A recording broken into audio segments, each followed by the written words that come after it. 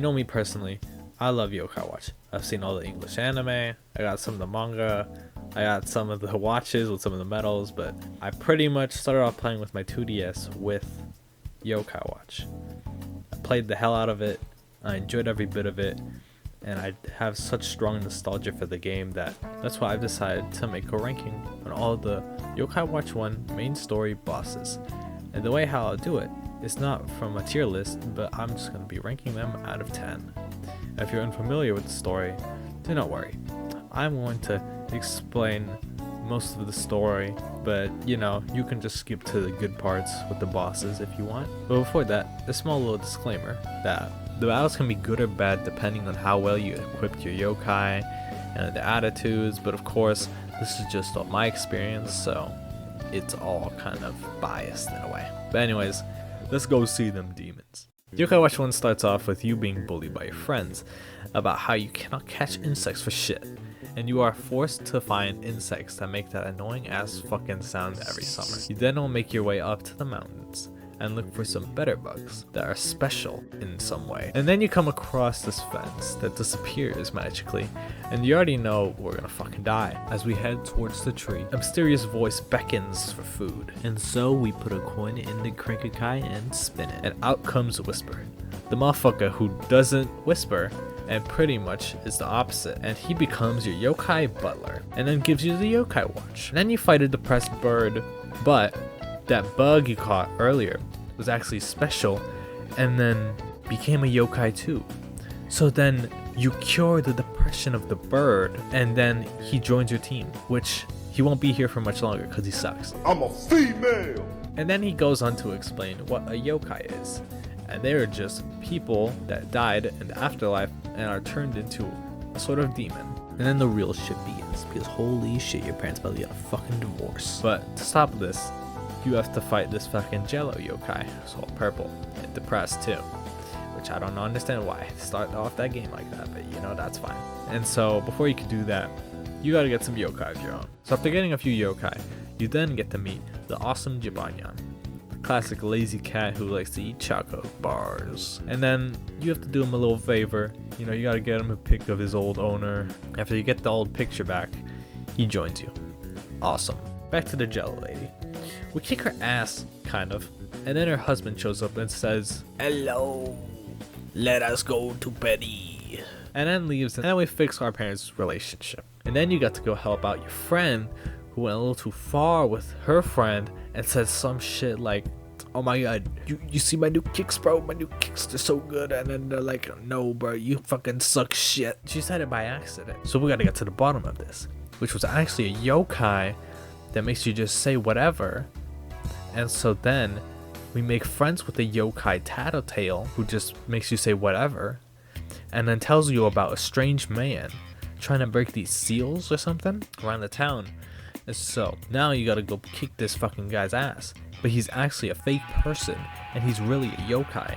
And then you get told about the power that can be obtained after breaking all these seals, and doing so brings the yokai world and human world to chaos. So after you do all of that and you fucking fix all of them, you then get to meet our first boss, Slimamander. Slimamander has a kind of fun gimmick if you enjoy gambling, and so you have to guess on which head of his has his eye. You have to go for the eye to do maximum damage, but overall, he's kind of weak. There's a kind of strong ultimate called Triple Trouble, which most of you yokai could take at that time, you know, but it's a little grinding, you know, shouldn't be that bad, but yeah, it's pretty easy to not die to, but it's not that bad of a fight if you got the fucking fire bros that pretty much resist all of his fire attacks. But this boss is pretty easy even for someone who doesn't even know what's going on, like Sleepy Joe. So I'd pretty much rate this boss a 7 out of 10 as a starter boss. After you kind of defeat Slimamander, the Shadow Man appears out of nowhere and then he kills him for you. And he just leaves. Okay. I could have done that by myself, but alright, sure. And then after that, you know, you go sleep, whatever.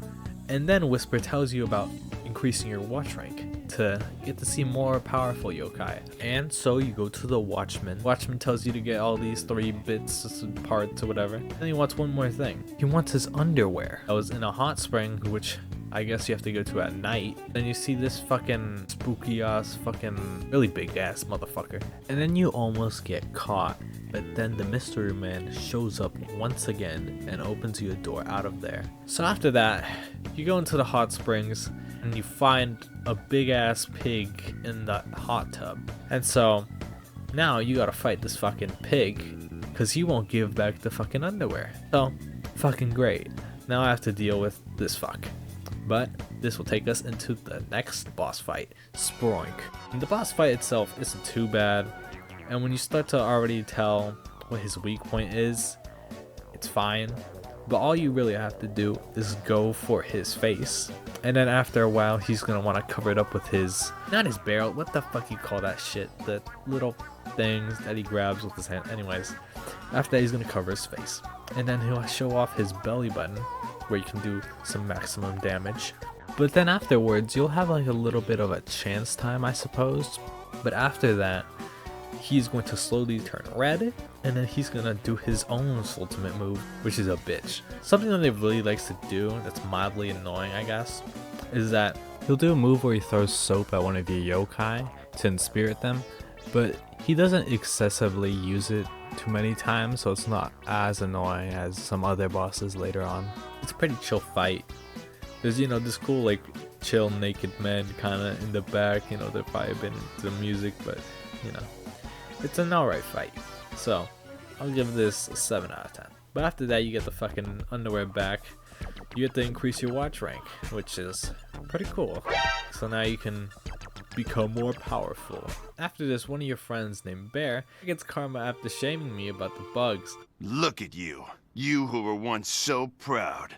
Go now and never return. And loses his mom's wedding ring. And us being the good friends, we skip all this dialogue because fuck him. But if only we could actually just not give a fuck. But because we're friends, you gotta fucking get this Doug yokai who has a fucking plate on his head to help look for it in the water. Little do we know, this boatman comes out of fucking nowhere and doesn't like fuck ducks fucking pulling all these sick ass moves and wants to fight us. SV Snaggerjag. He's less of a bitch than Sproink, mostly because he doesn't really inspire that much, but he be fishing for fish. And then after he gets the fish out of the water, they join him. But there's just a few different types of fish that can work alongside him, which are fire, water, and healing one. And if he does ever bring out 2 fishes at the same time, he can then use his ultimate move, which I do not have because it's so fucking easy to kill the fishes. And, you know, it's easy to just make this like unseeable, I guess, like I did. So we're just gonna look it up real quick on YouTube, and this is a good video. Yeah, sure. Here you get to see this ultimate, and yeah, his own ultimate. Let me see if I can. Oh no, the fisher's life for me. Oh god, that is going to suck. Alright, shout out to them. But anyways, yeah, this fight isn't that much of a problem, but you know, he's chill. So I give this a 8 out of 10. We get Bear his ring back or whatever for his parents, but then it turns out it was fucking cheap as shit, and so it probably cost the same amount of money as fucking Balan Wonderworld or whatever the fuck that game is that no one likes. For the next chapter, you do this pointless fucking other chapter where your dad basically forgore his fucking papers and then you go give it to him. Not sure why it had to be his own chapter, but okay. And then you go on to Flower Road and head to the good old bookstore to pick up the, you know, Peter Pan book, because that new one kind of sucks. I haven't watched it myself, just take his word. And then you hear about these incidents that have been happening around Flower Road. And you hear about this guardian angel. And then you talk to your weird ass teacher. And then, you know, a fellow conspiratus, you know, student. Chill. Kind of emo, but you know, that's alright. And then you head on down to this whack ass place.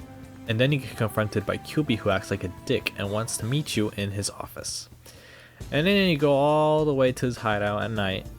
And then you meet the best little guy ever. Excuse me, sweet angel. Hello. And then Goma-san tells you how he's a little bit scared, but then, you know, you get him to join you and, you know, yeah, you help him to prove QB wrong about him being a little, you know, a little scaredy cat. And then you walk all the way up, and then you'll tell QB, hey man, what's up, bitch? And then he says that you don't know the whole story and whatever, and that you want to play hero, then you gotta go against the real motherfucker himself who did it. Massiface. Massiface is probably the most human looking yokai that you'll ever see in the whole game, but he's not too hard to actually deal with. But only if you know what you're doing.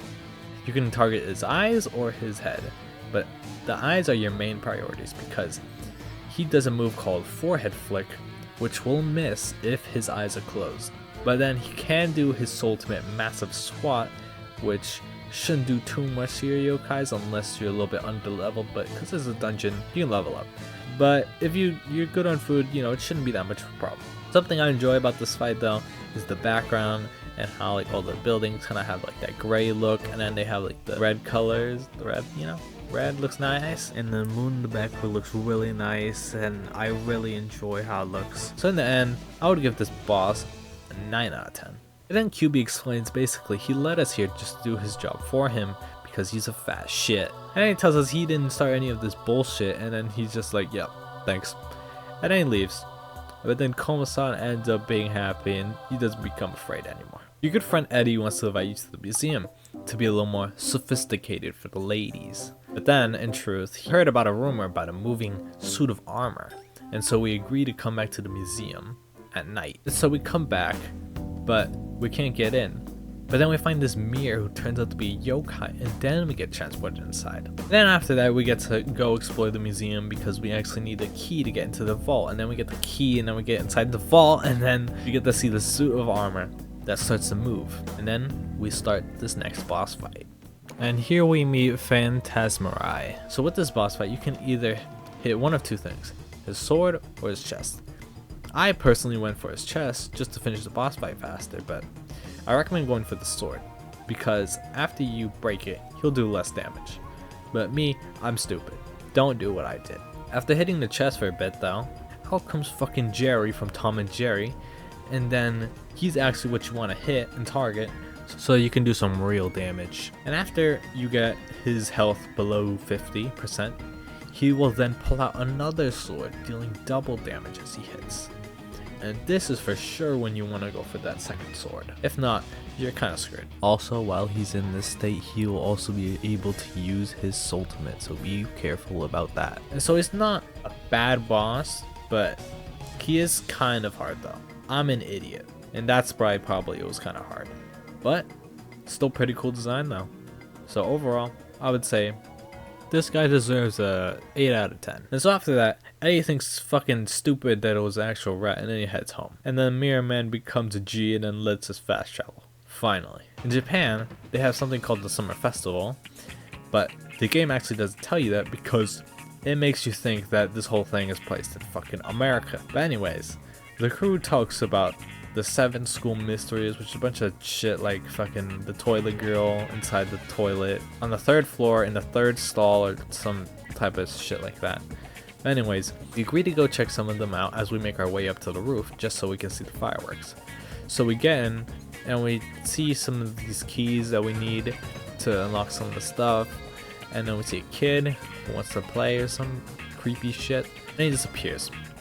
And then everyone else disappears into the fucking Shadow Realm. And then we go around, and first we find Bear with a skeleton who wants her rib back. And after that, you know, you get it, Bear awakens and is like, motherfucker, what the hell? And he goes to the roof. And Eddie's next, and then he's interested in hearing the piano play by itself, which he cannot see the yokai. But the pianist plays like shit, because he doesn't have his fucking sheet music. So after you get that for him, then he plays out this fucking banger.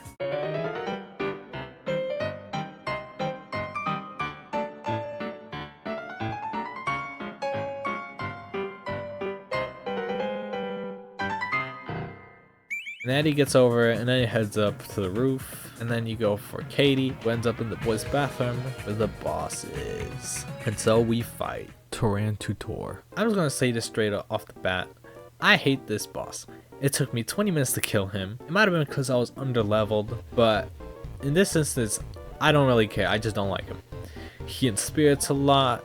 It gets annoying trying to purify everyone just so that they can get spirited again, which is like, oh my god, this guy is so annoying. Even thinking about this makes me want to fucking Your main places to hit him are his feet, so that after you hit them all, he's gonna show his vulnerable spot on his stomach, I guess. And for once, one of his moves isn't actually an experiment, which his ultimate actually is just a lightning attack. So, you know, at least he does something new. So he doesn't really harm you at all, but it's just annoying to fight with. So ironically, he's annoying like an actual fucking spider. So I'm just gonna give this motherfucker a 4 out of 10, man. This guy sucks. But after killing him, Katie awakens, and then we head up to the roof. And so after that, we get to see the fireworks and enjoy all the nice lights, you know, even with Whisper there drinking some of that juice. And then we see a familiar face lurking behind us. The next day we get to see our teacher, who gives us some more ghost info from last time. And he tells us about this all-seeing crystal ball that will show us something important for the main story. Anyways, we head to a temple, we find it, but it was actually really a yokai, but in order for us to actually use his fucking head, we have to find a bug for him, which is dumb, but we gotta do it anyways. And so after that, it shows us a picture of the old hospital that we kind of went to that one time. After it shows us that, you know, he becomes part of our team, that's cool. But now we get to unlock the legendary yokai, which I've been working up towards. And so basically, I open the book, and then pretty much next fights are gonna be easy as hell. We make our way inside the hospital and are told about a free checkup, because healthcare is free from the yokais. And then we get told about our height and whatever. We get shown our heart in the x-ray, but you know, that's kind of weird as hell. And then we see bananas, and then we meet the doctor. And he basically tells us we need a change of heart or something. And then after that, we got on this magic stretcher who sends us with the doctor and reveals himself as the main boss, Dr. Maddiman. Maddiman is an alright boss. He's like some of the others that like to spirit yokai, but this change of heart and spirit can lead to your yokai attacking each other, which is bad, because if you got someone who's really strong, he will kill your fucking friends. He also has a move called Soul Absorb, which does take your yokai soul meter away. Not good. Be careful about that. His ultimate Get Well Doom also in spirits, but this one's a little bit different in how each turn your yokai will lose a bit of health. Little hearts will slowly show up in the background also, but this is not really much of a problem until later on when he does his move Blood Refill, where he wants to heal himself. It's easy to stop it from happening by just pinning all the hearts, and then that gives you a chance time where you can just go all crazy on him and, you know, he won't do anything. I would say this is a fair boss. I like the cool gimmick of how you have to stop his hearts from showing up before he can like revive himself. That's pretty cool. I mean, it could suck if you suck at aiming at it, which I kind of do. But overall, I would say that I enjoyed how the background coming into play too, instead of fight.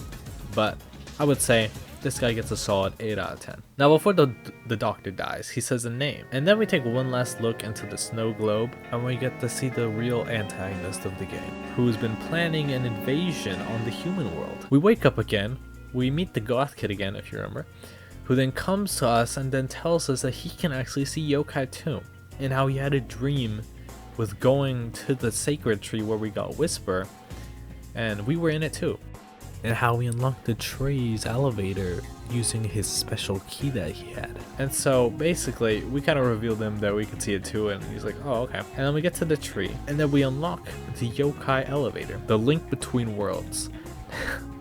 Not like the game. And then we get to see the yokai world for the first time, which looks cool. And after entering the first gate and trying to make our way inside, we get confronted by the Shadow Man once again, who tells us to make the emo kid go back. And then he fights us. But after that, he's kind of easy to fight because it's 6-on-1. And then after that, he tells us about the late king who passed away. Kind of weird for a yokai, but yeah. And basically, he had a yokai kid that got sent to the human world, but that kid was the emo boy, and basically he got Men in Blacked and forgot everything. But now that the kid wasn't there, McKraken, the main antagonist, pretty much is the new boss of the whole place. And then after that, he joins us, so he's gonna help us out a lot. And then he takes emo boy back to the fucking human world. And so after that, we make it to the end of the first gate to the next. And then we get sent down the fucking cake world because I don't like helping out people, I guess. But, you know, that's fair. And then we make it to the other gate. And then I got sent down the fucking hole because I was fucking lying. I did that on purpose. Just so that I can grind and find the best equipped in the game. And then finally we make it to the last gate, kind of. And then we actually get in. Because we fought a lot. So that's chill, at least.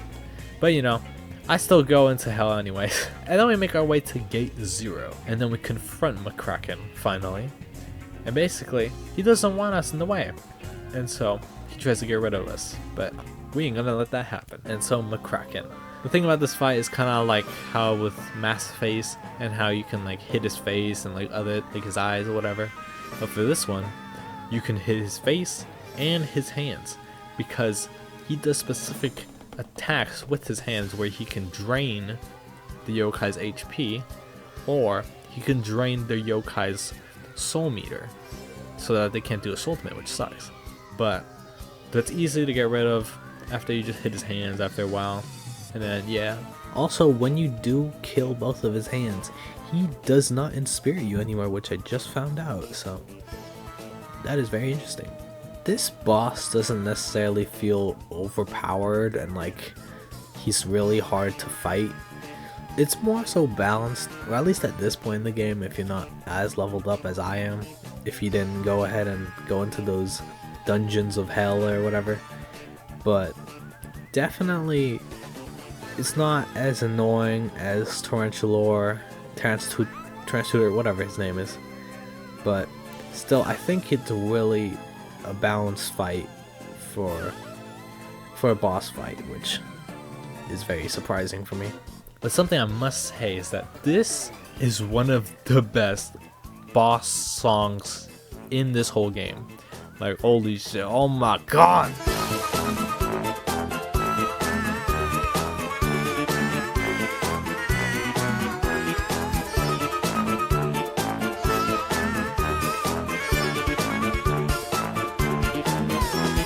Near the end, he'll try to do his ultimate. All you gotta do is hit all the tentacles out of the way, which isn't that bad if you got a pretty strong yokai. But I didn't, on purpose, just to see this ultimate, which, you know, looked cool, you know, but still kind of sucks how I have to heal everyone again. But you know, it'd be like that. But with great music and not too difficult attacks that he does, I would say easily McKraken gets a solid 10 out of 10. Honestly, it makes this fight really great and immersive, and you can even see some of the tentacles in the background moving, which is kind of cool.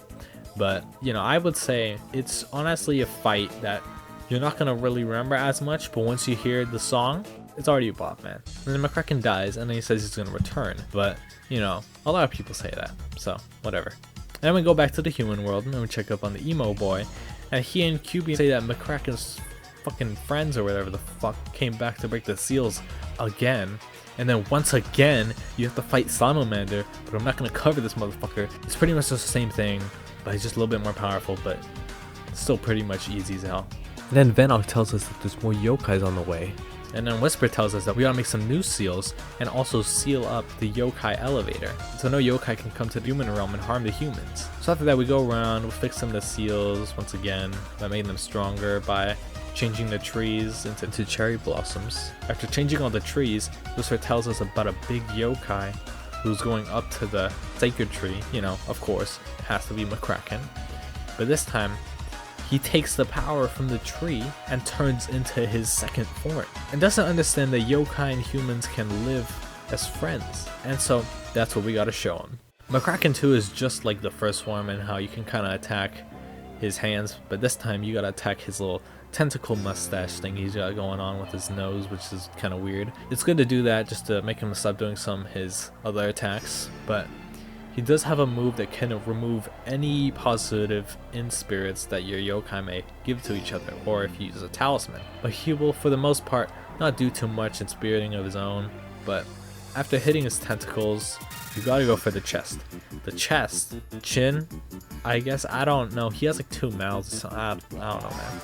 But anyways, after you hit that, then he actually shows off his mouth punching bag thing, and that's where you gotta hit to do some real damage. After you slap him around, when he gets to like 50% health, and then we'll change into his next stage in the fight where he goes crazy and looks all weird as hell. And he gets to use some new moves, so you know, it ain't no easy walk in the park, but still. And then he got his Ultimate that he charges, but you can easily stop this and cancel it if you just hit him a bunch. But I didn't, just to see his Ultimate Posquiddle end. Yeah, this guy likes puns, which deals some big damage though. But if you do stop him, you get to at least get a chance time after, so that you can just end the fight pretty quickly though. So for the last one, I enjoyed the music. It's not as much of a banger as his first form when you fight him in the yokai world, but it does really give that final boss, you know, like end of the game type of vibe. And so it really does kind of play like music that is really yokai watch, and is the right song to make you feel really pumped up to just beat the crap out of this guy. His design is very unique, you know, very different. I don't think I've ever seen anything like that in my life. But I really like the background with the tree. You know, this is where the game starts, and this is pretty much where the game ends, but still. It's not too much, you know, dumb BS stuff, but like, I would say it's a good fight though. A very good way to end the game. So a 9.5 out of 10. So technically the video's over, but if you want to stay for the end of the story, I got you. With McKraken weak, and he understands that his hubris has gotten the best of him, he then dies again. And then we say goodbye to all the yokai bros and shut down the yokai elevator. And then everyone fades away. And now we are left without a purpose. And so we play as Nate until he dies and then becomes a yokai. I'm just kidding. That would be interesting though. But we act like Thanos and finally rest and watch over the town with all the cherry blossoms.